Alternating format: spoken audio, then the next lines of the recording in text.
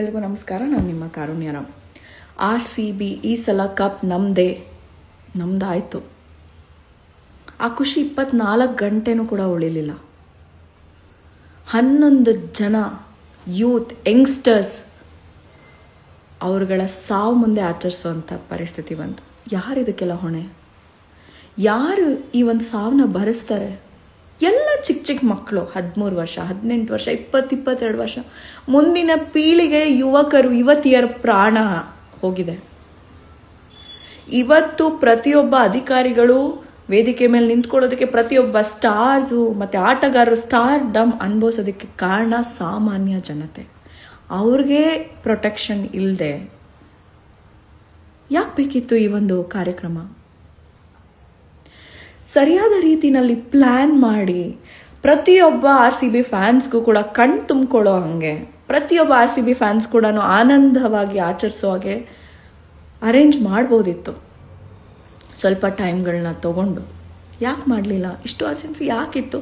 ಈ 11 ಜನ ಮಕ್ಕಳುಗಳು ಸಾವು ಮುಂದೆ ಆಚರಿಸೋದಕ್ಕೆ ತುಂಬ ಬೇಜಾರಾಗುತ್ತೆ. ಎಷ್ಟೋ ವಿಡಿಯೋಗಳನ್ನ ನೋಡ್ತಾ ಇದ್ದೀನಿ. ಮಕ್ಕಳುಗಳು ಸಾವಾಗಿದೆ, ಅವ್ರ ತಂದೆ ತಾಯಿಗಳ ನೋವು ಆಕ್ರಂದನ ಮುಗ್ಲು ಮುಟ್ಟುತ್ತಾ ಇದೆ.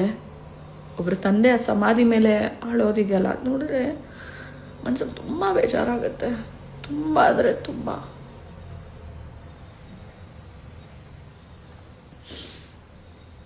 ನಾವೆಲ್ಲ ಯೂತ್ ಯಂಗ್ಸ್ಟರ್ ಸುಮ್ಮನೆ ಕೂತ್ಕೊಂಡ್ರೆ ಇದು ನಡೀತಾನೇ ಇರುತ್ತೆ. ನಾನು ವಿಡಿಯೋ ಮಾಡ್ತಿರೋ ಉದ್ದೇಶ ಇಷ್ಟೇ. ಈ ಸಾವಾಗಿರೋ ಮಕ್ಕಳಿಗೆ ಆತ್ಮಕ್ಕೆ ಶಾಂತಿ ಸಿಗಬೇಕು ಅಂತಂದರೆ ಸರಿಯಾದ ರೀತಿಯಲ್ಲಿ ತನಿಖೆ ಆಗಬೇಕು. ಈ ಒಂದು ಕೃತ್ಯಕ್ಕೆ ಯಾರ್ಯಾರು ಇರ್ರೆಸ್ಪಾನ್ಸಿಬಿಲಿಟೀಸ್ ಇದೆಯೋ ಅವ್ರಿಗೆ ಘೋರವಾದ ಶಿಕ್ಷೆ ಆಗಬೇಕು.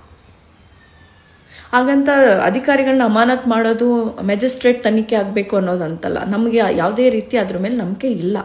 CBI ತನಿಖೆನೇ ಆಗಬೇಕು. ಇದಕ್ಕೆ ನ್ಯಾಯ ಸಿಗಬೇಕು ಅಂದರೆ CBI ತನಿಖೆನೇ ಆಗಬೇಕು. ನಮ್ಮ ಕರ್ನಾಟಕ ಸರ್ಕಾರ ಯಾವ ನಿಟ್ಟಲ್ಲಿ ಇದಕ್ಕೆ ಕೆಲಸ ಮಾಡುತ್ತೆ ಗೊತ್ತಿಲ್ಲ. ಹೋಗಿರ್ತಕ್ಕಂಥ 11 ಜೀವಗಳು ಖಂಡಿತವಾಗ್ಲೂ ನಿಮ್ಮನೆ ಜೀವಗಳಲ್ಲ, ಕರ್ನಾಟಕದ ಮನೆ ಜೀವಗಳು, ಮುಂದಿನ ಪೀಳಿಗೆಯ ಯುವತಿಯರ ಜೀವ ಹೋಗಿರೋದು. ಅವ್ರ ಮನೆಗೆ ಹೋಗಿ ಸ್ವಲ್ಪ ಹಣ ಕೊಟ್ಟುಬಿಟ್ಟು ಸಾಂತ್ವನ ಹೇಳೋದ್ರಿಂದ ಯಾವುದೇ ರೀತಿ ಅವ್ರ ಆತ್ಮಕ್ಕೆ ಶಾಂತಿ ಸಿಗಲ್ಲ. ಈ ಕೃತ್ಯ ಆಗಿರೋದಕ್ಕೆ ಯಾರ್ಯಾರು ಇರ್ರೆಸ್ಪಾನ್ಸಿಬಿಲಿಟೀಸ್ ಇದೆಯೋ ಅವ್ರಿಗೆ CBI ತನಿಖೆ ಆಗಿ ಘೋರವಾದ ಶಿಕ್ಷೆ ಆಗಬೇಕು. ಅದರ ನಿಟ್ಟಲ್ಲೇ ಅವರೆಲ್ಲ ಬಂದಿದ್ದು ಆಟಗಾರನ ನೋಡಿ ಕಣ್ ತುಂಬ್ಕೋಬೇಕಂತ. ತಪ್ಪಾಗೋಗಿದೆ. ಇದಕ್ಕೆ ಆಟಗಾರ ಹೊಣೆ ಅಂತ ನಾನು ಹೇಳ್ತಾ ಇಲ್ಲ.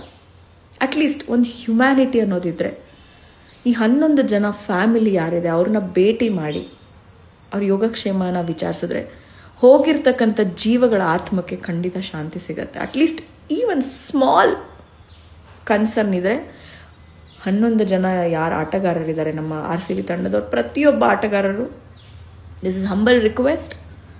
ಅಟ್ಲೀಸ್ಟ್ ಇದನ್ನು ಮಾಡೋದ್ರಿಂದ ಜಸ್ಟಿಸ್ ಮಾಡ್ದಂಗೆ ಆಗುತ್ತೆ. ಆ್ಯಂಡ್ ನಮ್ಮ ಯೂತ್ ಯಂಗ್ಸ್ಟರ್ಸ್ ಈ ಧ್ವನಿನ ಎತ್ತಬೇಕು.